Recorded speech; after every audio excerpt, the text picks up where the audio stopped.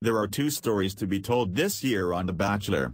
There's the pursuit for Nick's heart, in which the ladies follow him to visit his home state and act like true Wisconsinites for the week, and then there's in Corrine's universe with claims that Kristina viciously attacked her, she lost circulation in her fingers while shoveling poop and had panic attacks.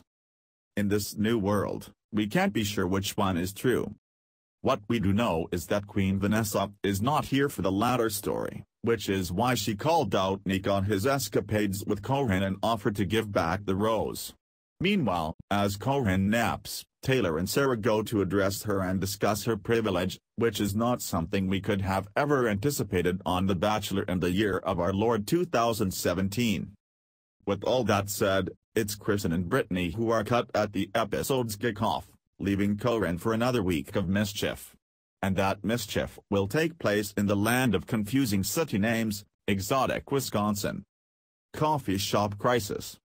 Danielle lands the first date in sunny Waukesha, where Nick has already met up with his parents, who hilariously tell him to stop going on this show. But Danielle doesn't get time with Mama and Papa Vile. Instead, they explore the town and run into Nick's ex at a coffee shop, and as only you do on The Notebook and The Bachelor, they sat down for a chat.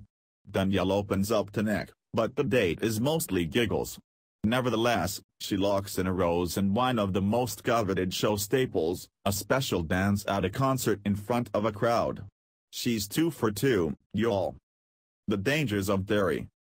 For the group date, all the girls except Raven join Nick at a dairy farm for the day, but when the group has to shovel poop, Corrine bails, claiming that she'd lost circulation in her fingers resulting in a medical emergency. The drama continues with Corrine when Kristina questions her maturity, but from Corrine's perspective, she's just corn.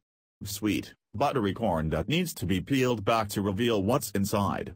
Sounds a bit like our girl, Ashley S., and that damn onion. Even with all her layers, Corrine lost the group rose to Kristina, who opened up about her home life to Nick. You, me, and Bella make 3. Raven got to go with Nick to his little sister Bella's soccer game. Let's take a moment and reflect how Bella has consistently been a champion co-star for Nick over 3 seasons. Big props. But if anyone challenged her charm, it was Raven, who seemed to effortlessly work her way through a conversation with Nick's parents, as well as Bella. The full-blown tears didn't start though until Raven, Nick, and Bella roller skated along to Sixpence None the Riches Kiss Me, throwing everyone back into 1997 like whoa. The good. With absolutely no competition, this week's designation goes to Raven, who shone in her one-on-one and charmed America with an accent that's thicker than the poop on Corrine's designer Woolies.